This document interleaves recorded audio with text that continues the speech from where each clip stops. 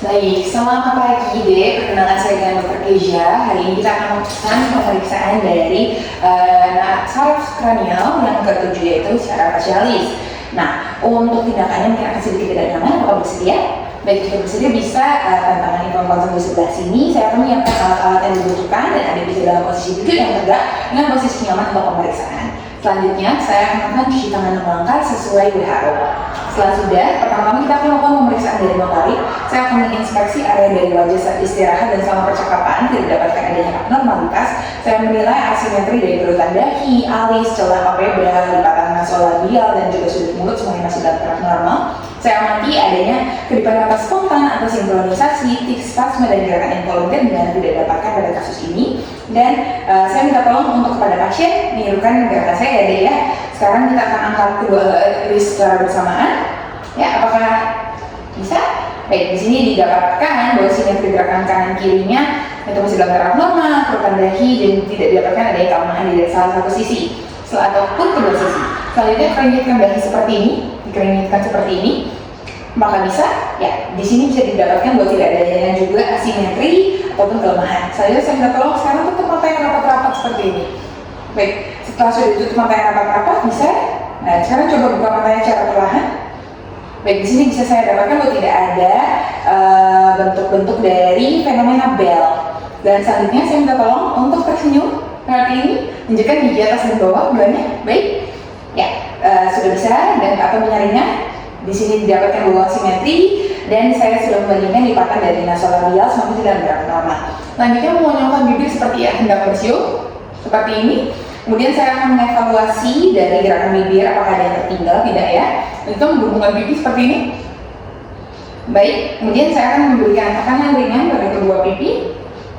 Saya akan melihat apakah kedua keluar dari satu sisi ya. Tidak ya, sedang dalam taraf normal. Baik, selanjutnya saya akan melakukan pemeriksaan stetoskop loudness balance test, di mana di ruangan yang hening seperti sekarang saya minta pasien untuk duduk tegak dan menutup mata selama pemeriksaan. Bisa ditutup ya matanya.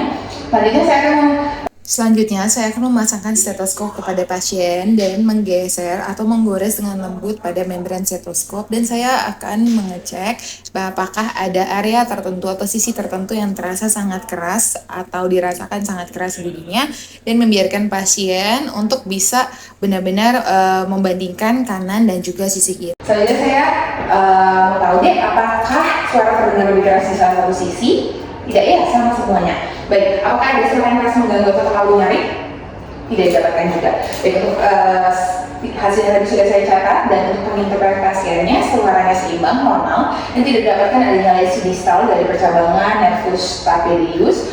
Dan untuk suara lebih keras di sisi lesi jika ada refleks stapedius ini jadi tidak aktif, lesi facial proximal, dan itu merupakan hiperakusis dan tidak didapatkan pada kasus pasien ini. Selanjutnya saya akan melakukan pemeriksaan uji shimmer. Pertama-tama saya akan melakukan penginformasian bahwa tes ini akan sedikit mengiritasi.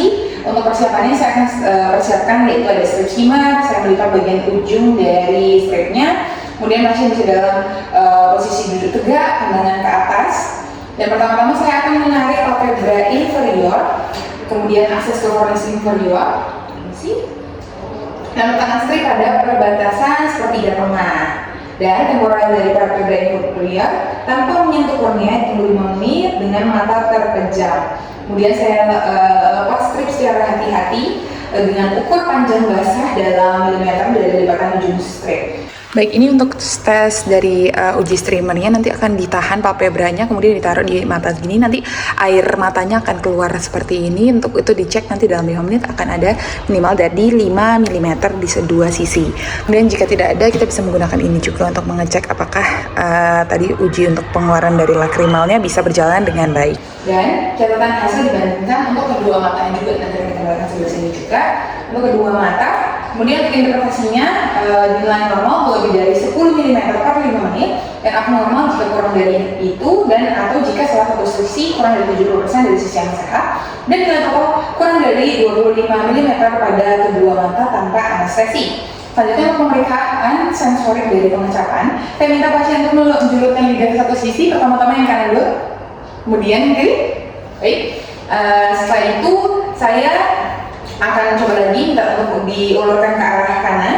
Jadi saya akan teteskan bahan pengencap satu persatu, yaitu pertama kali adanya gula, kemudian ada cuka, garam atau kina pahit pada 2/3 dari depan lidah sisi kiri dan juga sisi kanan. Kemudian saya meminta pada pasien menunjukkan pada kartu yang berisi daftar rasa manis, asam, asin, pahit. Setelah kemudian mulut dibilas dengan air, maka ini akan dilakukan satu persatu tindakannya. Kemudian setelah semua tindakan tadi selesai dilakukan, maka yang kita lakukan adalah membersihkan area, membuang bahan-bahan sesuai dengan protokol pada limbah medis sesuai dengan tong sampah yang disediakan. Kemudian saya akan melakukan cuci tangan setelah pemeriksaan, dan saya akan mendokumentasikan hasil dari pemeriksaan, interpretasi dan menyampaikan hasil kepada pasien di mana tidak dapatkan adanya kelainan dari nervus facialis. Baik, untuk semua tindakan tadi didapatkan bahwa semua masih dalam fungsi normal, tidak ada kelemahan maupun lesi di salah satu dari sisi baik di nervusnya ataupun dari otot-otot pun juga. Apakah ada pertanyaan? Tidak, terima kasih.